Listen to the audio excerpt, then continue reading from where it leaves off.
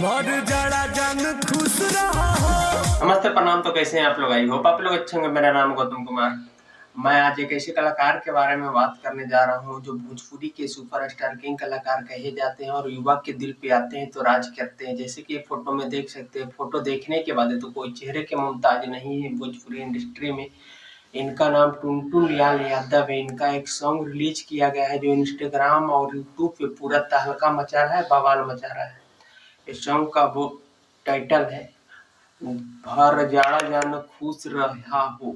इस song का बोल है शादी करा नवंबर में साथ रहा दिसंबर में जन्मो घन पूछ रहा हो जान भर जरा खुश रहा हो। जैसे कि ये सॉन्ग सुन सकते हैं।